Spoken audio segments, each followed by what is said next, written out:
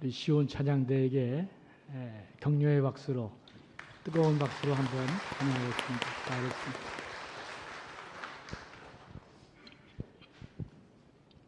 한 주간 또 잘 지내셨습니까? 주일은 하나님이 구별해서 성별하게 거룩하게 정한 날입니다.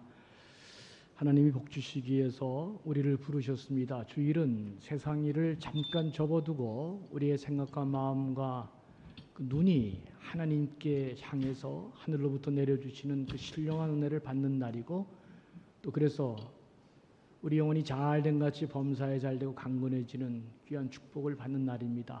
부디 여러분들 오늘도 하나님이 부어주시는 은혜가 여러분에게 충만히 임하기를 소망하면서 우리 영혼을 또 하나님께 한번 같이 찬양으로 올려드리겠습니다. 예수 십자가에 흘린 피로써 그대는 씻기어 있는가. 더러운 죄에게 하는 능력을 그대는 참지 않은가. 예수의 보혈로 그대는 씻기어 있는가. 마음속에 여러 가지 죄악이 깨끗이 씻기어 있는가. 주 예수와 밤낮으로 늘 함께 그대의 행동을 하는가. 아무 때나 어디서나 그대는 십자가 붙들고 있는가. 예수의 보혈로 그대는 씻기어 있는가. 마음속에 여러 가지 죄악이 깨끗이 씻기어 있는가. 주님 예수 다시 올때 그대는 영접할 예복이 있는가. 그대 몸은 거룩한 곳 천국에 들어갈 준비가 됐는가. 예수의 보혈로 그대는 씻기어 있는가. 마음속에 여러 가지 죄악이 깨끗이 씻기어 있는가. 모든 죄에 더러워진 예복을 주 앞에 지금 다 벗어서 샘물같이 솟아나는 보혈로 눈보다 더 이게 샀으라. 예수의 보혈로 그대는 씻기어 있는가. 마음속에 여러 가지 죄악이 깨끗이 씻기어 있는가. 예수의 보혈로 그대는 씻기어 있는가. 마음속에 여러 가지 죄악이 깨끗이 씻기어 있는가. 아멘. 오늘도 하나님이 여러분 영혼에 또 귀한 은혜로 큰 축복으로 함께 하실 줄로 믿습니다. 다 아시는 것처럼 야곱은 12아들이 있었습니다. 그런데 야곱은 이 12아들 가운데 특별히 요셉을 사랑했습니다. 왜 그렇게 요셉을 사랑했을까?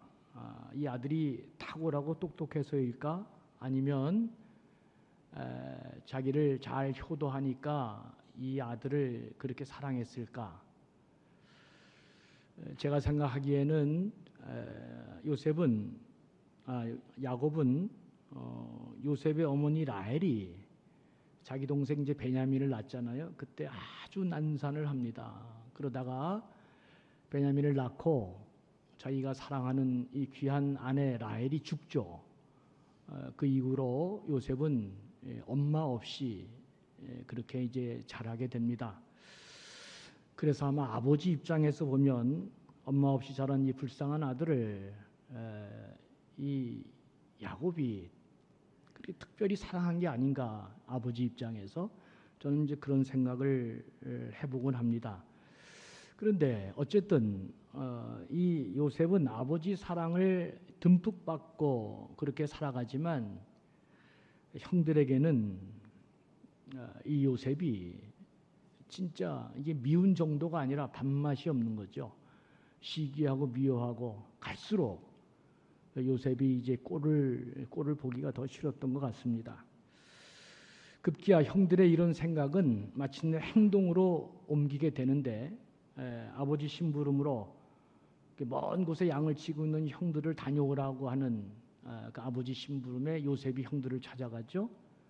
멀리서 보니까 요셉이 옵니다. 그리고 야곱의 이제 형들이 잘 걸렸다. 아주 때는 이때다. 그렇게 해서 작심을 하고 구렁텅이에 넣어서 요셉을 죽이기로 작정합니다. 이제 한번 역으로 생각해 보는 거예요. 도대체 얼마나 얄미웠으면, 얼마나 이 요셉이 싫었으면 아무리 이복 형들이지만 이렇게 죽이기로 작정했을까? 뭐 이런 생각도 좀 들어봅니다. 그러나 큰 형들의 만류로 생각을 바꿔서 애굽으로 가는 상인에게 은 20냥을 이제 받고 노예로 요셉을 팔아버리게 됩니다. 순식간에 요셉은 애굽의 이제 보디발이라고 하는 장군 그 집에 노예로 팔려서 노예의 삶을 시작하게 되었다. 이제 그런 내용이 오늘 본문에서 이제 전해지는 그런 내용들입니다. 여러분, 당시 고대 사회에서 노예는 어떤 존재인가? 어느 학자가 딱 한마디로 표현했는데 참 그 공감이 됩니다. 짐승과 노예는 딱 한 가지만 다르다. 노예는 말하는 짐승일 뿐이다. 그 정도로 노예는 짐승과 똑같이 취급했습니다. 부요한 부족장의 아버지 이 야곱으로부터 그 많은 사랑과 축복 속에 특별한 대우를 받고 자랐던 이 아들 요셉이 하루아침에 완전히 나락으로 떨어졌습니다. 여러분, 우리 인생이 이렇게 한 번에 나락으로 떨어질 수 있다는 것을 꼭 기억해야 됩니다. 우리 인생이 자칫하면 한 방에 이렇게 가버릴 수 있다고 하는 것을 여러분 꼭 기억할 필요가 있습니다. 특별히 하나님이 사랑하는 자도 그 인생에 이렇게 한 방에 날아갈 수 있다는 것을 생각하면 다시금 옷깃이 또 이렇게 여며지기도 합니다. 손에 물 하나 묻히지 않고 사랑받고 자랐던 요셉이 이 지금은 그것도 다른 나라에 노예로 팔려가 이 처참한 삶을 살아가고 있는데 과연 그가 생존했을까? 난 이게 생존했다는 것 자체가 이해가 가지 않습니다. 저는 미국에서 이민 목회를 했습니다. 여러분, 미국에 이민 온 사람들이 여러 종류가 있죠. 한국에서 잘 나가다가 더 잘 되기 위해서 미국에 이민 온 사람도 있고, 한국에서 완전 엉망진창이해서 마지막으로 미국 가서 내가 한번 인생을 꽃피워보겠다 이런 사람도 있습니다. 저는 그래서 미국에서 이민 목회할 때 흔히 이민 목회하면서 교인들이 두 종류의 사람이 있다. 하나는 잡초, 하나는 화초. 초자 돌립니다. 그러니까 한국에서 잡초처럼 자라서 너무나 고생하고 이제 내가 마지막으로 미국에 가서 외국에서 한번 내 이 닫혀진 인생을 펴보겠다 하고 이민 온 자도 있고, 한국에서 잘 나가다가 더 큰 세계에서 더 크게 성장해 보려고 미국에 이민 온 사람도 있습니다. 여러분, 둘 중에 어느 분들이 잘 될까요? 그렇죠. 어떻게 이렇게 잘하는지 모르겠어요. 잡초가 다 그런 건 아닌데 비교적 잡초가 잘 되더라고요. 한국에서 너무 어렵게 고생하다가 내 인생 마지막 여기에 승부를 낸다 이렇게 온 사람들은 진짜 어려운 고통을 잘 견뎌내고 잘 가더라고요. 근데 온실에서 자란 이 화초들은 정말 잘 나가고 실력도 빵빵하고 또 한국에서도 진짜 사회적 지위도 높고 이런 사람들이 미국에 왔는데 이게 잘 안 되거든요. 언어도 문화도 뭐 다 이게 뭐 우리나라에서 스리랑카에가 뭐 방방 뜬다 그래도 그거 뭐 인정이나 하겠어요. 꼭 그런 식입니다. 더 잘하려고 왔는데 이게 안 되는 거예요. 안 되니까 어떻게 돼요? 더 좌절하고 절망하고. 그래서 특히 경상도 사람들은 내가 얘기했죠. 이 경상도 사람들이 특이한 방식으로 자식들 처자를 사랑하는 방법이 뭐예요? 한 번에 죽는 겁니다. 그냥 내가 없이 처자식이 고생하는 거 꼴을 못 보니까 다 같이 그냥 죽는 거예요. 그러니까 한국에서 잘 나가고 굉장히 학력도 좋고 머리가 좋은 사람들이 대개 외국에 가면은 잘 안 되니까 좌절하고 포기하고 넘어지는, 다 그런 건 아니지만 제가 보니까 잡초 같은 인생들이 더 잘 되는 경우를 내가 많이 봤습니다. 요셉은 애굽에서 잘 살았을까 못 살았을까, 이건 진짜 그냥 자살하는 게 정답인데 그렇지 않았다는 게 참 신기합니다. 그리고 오늘 말씀을 보면 더 놀라운 것은 이 고난과 어려움과 이 절망의 자리에 있는 이 요셉을 가리켜서 뭐라 그러냐면 하나님이 함께하면 그것은 형통이다. 그리고 하나님이 함께하는 사람을 형통한 사람이다, 이렇게 말씀하고 있다고 하는 것입니다. 이건 진짜 더 놀라운 얘기가 아닐 수 없습니다. 2절을 한번 보시죠. 여호와께서 요셉과 함께 하심으로 그가 형통한 자가 되어 그의 주인 애굽 사람의 집에 있으니 그랬습니다. 그러니까 이게 참 놀랍게 하나님이 여호와께서 함께 하시니까 그가 형통한 자가 됐다. 지금 노예로 있는데도 불구하고 성경은 그를 형통한 자가 됐다, 이렇게 말씀하고 있는 것입니다. 벌써 이게 미래가 열려 있는 거죠.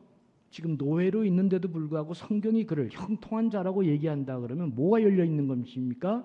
미래가 열려 있는 것입니다. 이게 지금 세상이 말하는 형통과 하나님 말씀하시는 형통이 참 다르구나. 상식적으로 인간이 말하는 형통과 하나님이 말씀하시는 신앙이 말하는 형통이 이게 근본적으로 다르구나. 세상과 다른 근본적인 이것을 잘 알 때 여러분 형통의 길이 열리게 될 줄로 믿습니다. 3절을 한번 보시죠. 3절을 보면 이렇게 되어 있어요. 그의 주인이 여호와께서 그와 함께 하심을 보며 또 여호와께서 그와 범사에 형통하게 하심을 보았더라. 그러니까 주인 보디발이 보아도, 제3자가 보아도 하나님이 함께 하시는 것이 보이고 하나님이 함께 하시는 것을 보니까 범사에 매사에 형통하게 됐다는 것을 보았다. 성경이 지금 그렇게 말하고 있습니다. 중요한 것은 다른 사람도 지금 이게 형통함을 보고 있다고 하는 것입니다. 제가 처음 교회에서 신학 공부하고 처음 교회 전도사를 나갈 때도 이게 교회가 다 훌륭하지만 이게 함부로 갈 게 아니구나. 하나님이 함께 하시고 형통케 하는 교회를 가야 내가 초반에 기초를 잘 배울 수 있겠다. 그래서 기도 많이 했습니다. 우리 전도사님들도 잘 깨달아야 돼요. 그냥 아무렇게나 막 가는 게 아닙니다. 여러분 직장에 갈 때도 월급 많이 주는 게 중요한 그 직장을 선택하는 기준이 되겠지만, 그러나 더 중요한 것은 미래가 열려 있어야 되니까 하나님이 형통케 하는 기업이 어디인가를 잘 보고 찾아가는 게 너무너무 중요합니다. 우리 지휘자님은 우리 교회 잘 왔어요. 복 받았습니다. 이게 제가 그 다음 얘기 안 했는데도 아멘 하잖아요. 그러니까 본인도 우리 교회가 형통함을 지금 보고 있는 거예요. 얼마나 감사합니까? 성경은 짐승 같은 노예의 자리에 떨어져 있다 할지라도 하나님이 함께 하시니까 그를 형통한 자다. 그리고 다른 사람이 보아도 그가 형통한 자라고 말하고 있다는 점을 여러분 꼭 기억해야 됩니다. 우리 그리스도인들은 뭐가 한 방으로 끝나느냐? 그 자리와 환경과 여건이 아니고 그 미래가 열려있는 하나님이 형통케 함이 있느냐 없느냐가 이게 우리의 관건임을 꼭 기억해야 됩니다. F.J. 크로스비라고 하는 분이 있습니다. 이분은 1820년도에 뉴욕에서 출생했는데 불행하게도 이분은 낳자마자 이게 좀 돌보는 사람이 잘못해가지고 이게 그냥 어떻게 떨어졌는지 눈이 실명해버리고 말았습니다. 제가 이제 이런 글들을 많이 읽어서 그래서 이제 처음 애가 뭐 한 2달 3달 만에 이제 우리 교회 나와서 축복기도 받을 때 내가 그래서 많이 떨어요.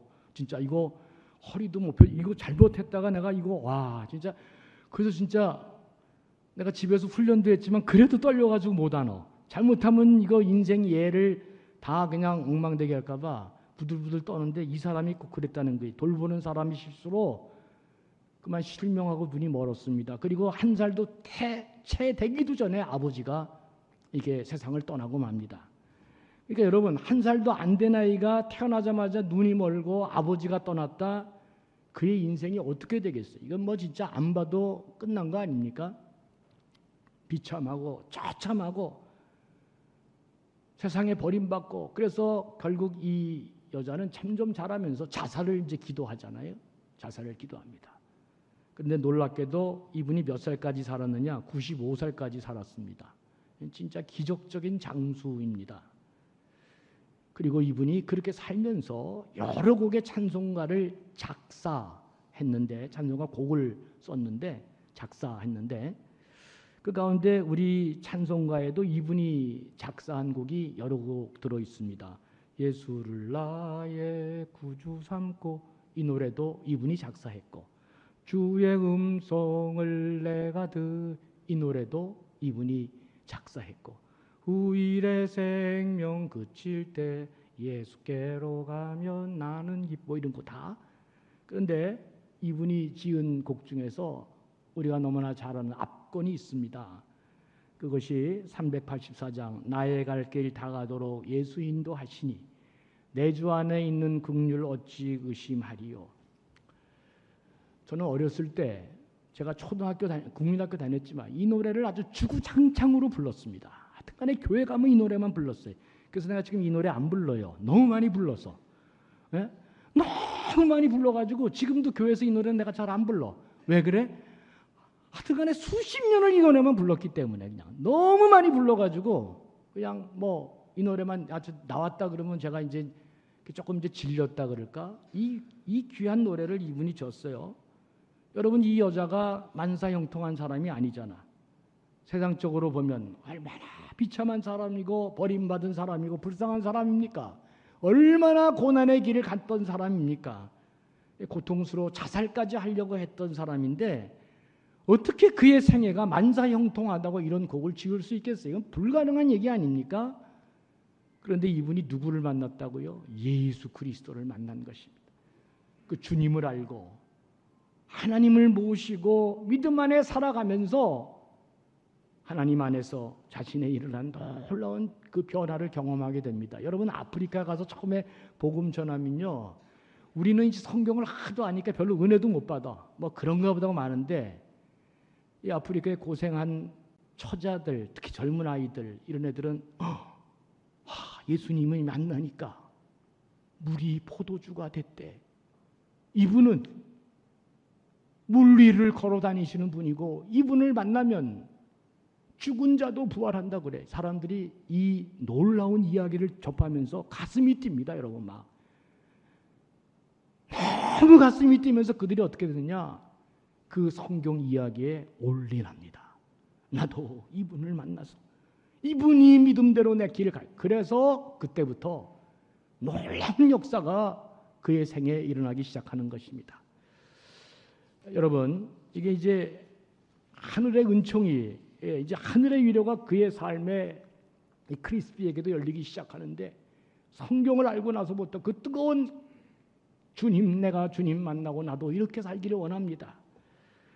무슨 일을 만나든지 무슨 역경과 고난을 절망의 자리에 있다 할지라도 하나님이 함께 해주시니까 만사형통하는구나.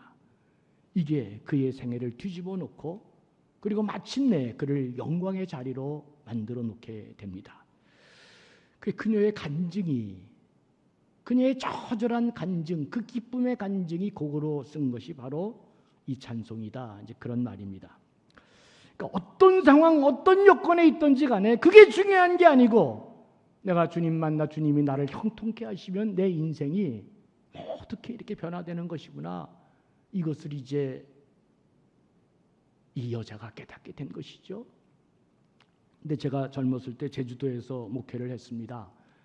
제주도에 가서 1년 차가 됐을 때 내가 청년들에게, 대학생들에게 5개년 계획을 발표했어요. 딱 발표했는데 그 다음에 서울에서 자꾸 나보러 유명한 데서 올라오라고 그랬는데, 여러분 그때 그 당시만 해도 20, 30년 전에 제주도는요 소망이 별로 없었던 땅이에요. 애들의 소망이 뭐냐?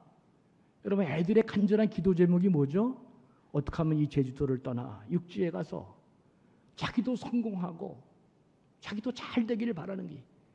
여러분, 제주도에서 그 당시 때 돈 있는 사람들은 감귤밭 다 팔아가지고 아이들을 유학시킵니다. 서울로. 어떻게든지 내 애들만큼은 이 제주도를 떠나 잘 되게 해야 되겠다. 그러니까 아이들의 소원이 뭐냐? 제주도를 떠나는 것입니다. 이 아이들을 데리고 내가 지금 제주도를 떠나기를 바라는 이 아이들을 데리고 내가 지금 이 청년 사역을 하면서 제주도를 살리겠다 그러니까 이거 얼마나 이게 진짜 힘들어요. 예? 한번 상상을 해보세요. 그리고 그 아이들이 희망이 없으니까 뭐 의지하고 싶고 외로워서 어디 기대고 싶은데 방법이 없으니까 그냥 세상 또 쫓아가다가 거기서 또 다 그냥 끝나고 이렇게 말잖아요. 처음에 제가 딱 갔더니 애들이 이러더라고요. 저 육지껏 왔네. 다른 데서 온 사람을 육지껏 왔다 그래요. 제주도에서는. 야, 진짜 그러니까 얼마나 육지에서 온 사람들이 거기 가서 사고 치고 마음대로 살고 그러니까 별로 이렇게 희망이 없는 애들이. 이런 아이들을 상대로 목회하면서 복음을 전하고 그 아이가 나중에 다 예수 그리스도를 믿고 감격해서 소망을 갖고 제주도를 살려내고 복음의 사람이 되고 목사가 되고 선교사가 된 애들이 많습니다. 그래서 내가 그때 나의 갈 길 다 가기도 이 찬양을 안 부르고 제가 멀고 험한 이 세상 그 노래를 부르면은요 애들이 많이 웁니다. 지난날 자기네들이 어떻게 살았는지를 아니까 이 노래를 부르면서 그냥 많이 울어요. 그래서 제가 오늘 여러분들하고 함께 여러분들도 한번 이 가사를 생각하시면서 제가 부르는 찬양은 빨리 부르지 말고 오늘 가사를 한번 생각하시면서 여러분 하나님 은혜를 한번 생각하면서 이 노래를 한번 같이 불러보려는데 멀고 험한 이 세상길 우리 한번 같이 한번 찬양해 보겠습니다.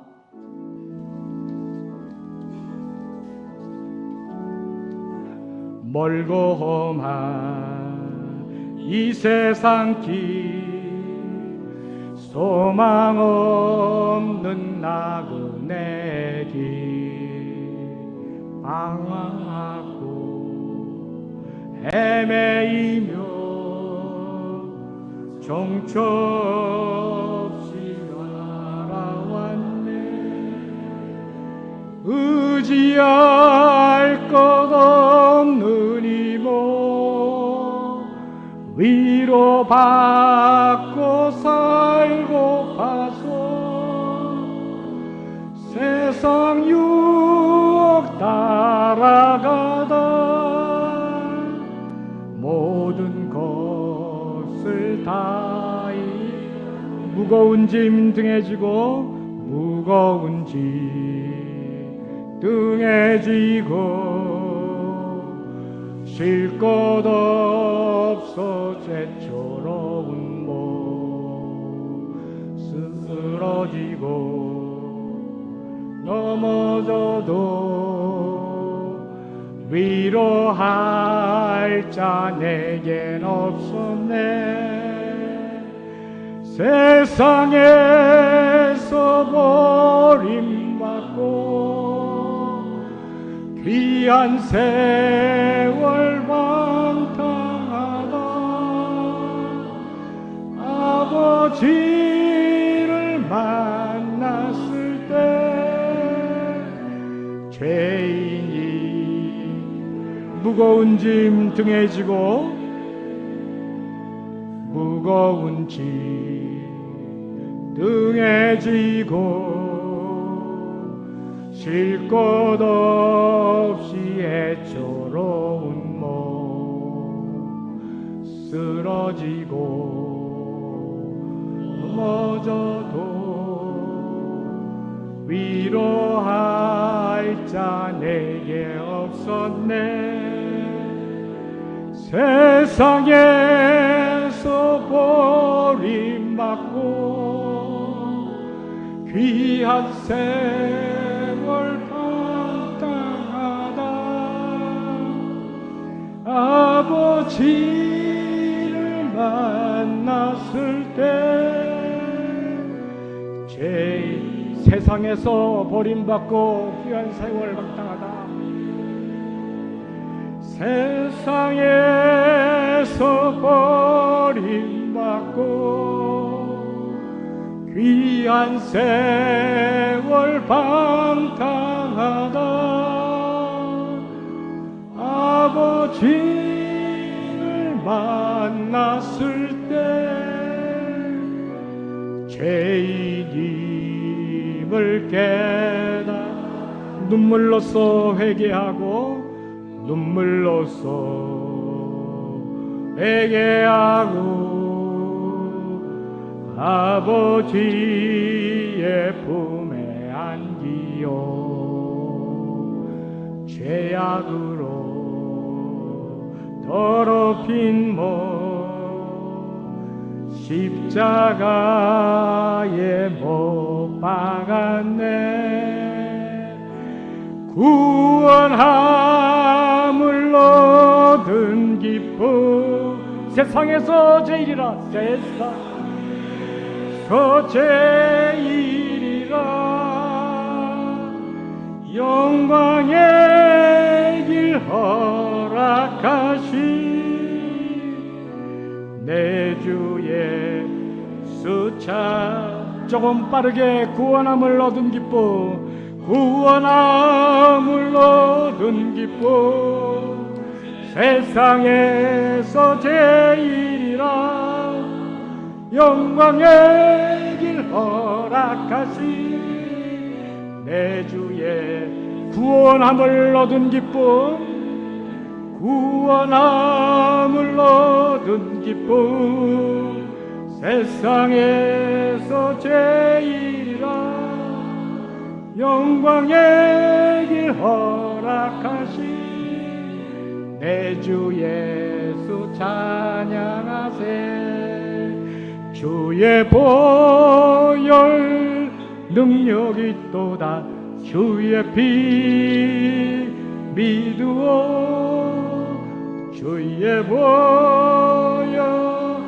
그 어린 양의 매우 귀 우리 박수 치면서 죄에서 자유함을 죄에서 자유롭게 함은 보혈의 능력 주의 보혈 시험을 이기고 승리하니 참 놀라운 능력이로다 주의 보혈 능력이 또다 주의 피 믿으오 주의 보혈 그 어린 양의 매우 주의 보혈 능력이 또다 주의 보혈 능력이 또다 주의 피 믿으오 주의 보혈 그 어린 양의 매우 귀중한 피로다. 원래는 찬양하다 끝나야 되는데 일부에 해보니까 그래도 말씀을 더 해야 되겠더라고요. 그래서 여기서 끊었습니다. 제주도에 있는 그 애들이 구원함을 얻은 기쁨 세상에서 제일이라 영광의 길 허락하신 내 주 예수 찬양하세. 이 노래 부르면 애들이 다 울었습니다. 그 가운데 목사도 되고 선교사도 되고 지난날 자기들이 제주도에서 이렇게 막 살다가 예수 만나서 다 이렇게 놀라운 하나님의 은혜였고 형통함을 얻고 이 노래가 참 저한테는 이렇게 마음에 많이 남아있는 그런 찬양입니다. 여러분 이스라엘 백성들이 해방되어 애굽에서 나오게 됩니다. 출애굽하죠. 구원의 감격을 받고 출애굽했지만 이게 며칠 안 지나 홍해가 그들 앞에 다 가로막혀 있잖아요. 뒤에는 애굽의 병사들이 죽이려고 쫓아오고 앞에는 건너지 못하는 큰 홍해가 그를 가로막고 있었습니다. 바다에 들어간다고 하는 거 이거 다 죽는 거잖아요. 절망이고 이게 다 무슨 뭐 진짜 죽음인데 근데 여러분 어떤 일이 벌어졌어요? 하나님이 함께 하시니까 모세의 지팡이를 통해 홍해가 갈라지잖아요. 사람들이 놀랍니다. 바다에도 길이 있구나. 바다에도 길이 있구나. 바다에 들어가면 다 죽고 절망인데 이 바다에도 길이 생기는구나. 이스라엘은 길을 건너가듯 홍해를 건넜습니다. 이거를 성경은 형통이다 그렇게 이야기합니다. 광야에서 이스라엘 백성들이 다 굶어 죽게 됐습니다. 아무것도 없는 광야에서 그들은 40년간 그렇게 생존해낼 수 있었습니다. 다 죽어야 되는 그 광야에서 어떻게 그들이 생존했습니까? 하나님이 함께 하시니까 하늘의 양식을 내려주시는 거예요. 하늘의 양식을 내려주시는 거예요. 성경은 이것을 형통이다 그렇게 말합니다. 하나님이 함께 해주셔서 우리 힘으로 불가능한 것들을 열어주시는 것, 내가 어떤 위치 어떤 처지에 있다 할지라도 하나님이 나와 함께 해주셔서 그 놀라운 하늘의 그 은혜로 길을 여는 것, 여러분 이것을 성경은 형통이다 그렇게 말하고 있습니다. 형통한 사람은 그럼 어떻게 삽니까? 형통한 사람은 우선 환경에 초점을 맞추고 사는 사람이 아닙니다. 환경에 초점을 맞추고 살았다면 요셉은 벌써 자살하고 죽었을 것입니다. 큰 부족장에 잘 사는 야곱이라고 하는 아버지 등을 업고 그렇게 부유하게 살았던 17살 난 소년이 어떻게 그런 환경에서 자기 생명을 추스릴 수 있겠어요? 형통한 사람은 또한 사람에게 초점을 맞추지 않습니다. 요셉이 만일 사람을 초점으로 그렇게 맞추고 살아갔다면 어떤 일이 벌어졌을까? 저는 우선 형들부터 생각했을 거라고 생각합니다. 아무리 이복 형이라도 그래도 그렇지 어떻게 자기 동생을 노예로 팔아가지고 이렇게 처참하게 자기를 죽일 수 있냐. 이를 부두둑 갈면서 사람에게 초점을 맞췄다면 그는 평생 원한 갚는 사람으로 자기 인생도 평생 비참하게 살았을 것입니다. 보디발의 아내도 마찬가지입니다. 자기가 그렇게 충성을 다하고 다 섬겼는데 어떻게 자기를 이렇게 음해해서 거짓말해서 절망의 감옥으로 자기를 보냈을까? 이를 갈며 복수하자고 그렇게 살았을 거예요.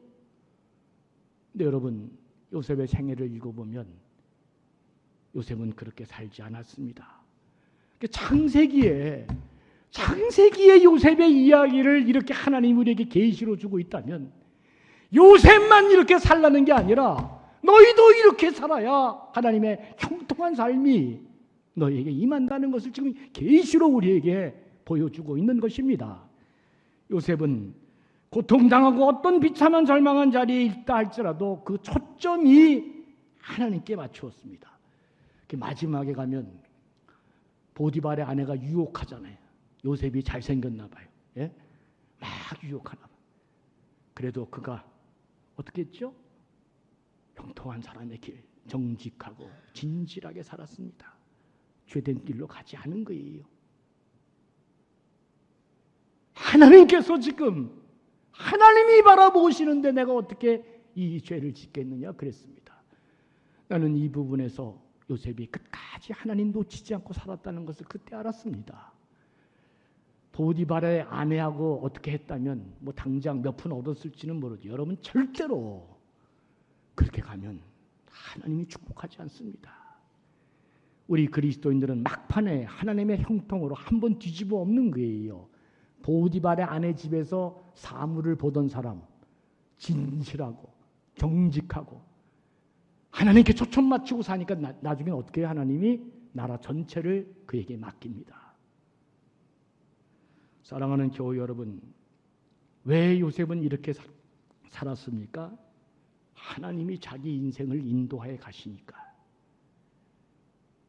하나님이 자기를 형통한 길로 인도하시니까 감옥에 가든 노예로 가든 그 어디를 가든지 간에 하나님이 나와 함께 해주시면 마침내 내 인생이 형통한 길로 갈 수 있다는 것을 요셉이 알고 있었기 때문에 그는 상황과 여건과 위치와 누구인가 어떤 것 만나도 흔들리지 아니하고 그는 하나님께 자기 삶을 맡기고 의지하면서 그 길을 뚜벅뚜벅 잘 간 것입니다.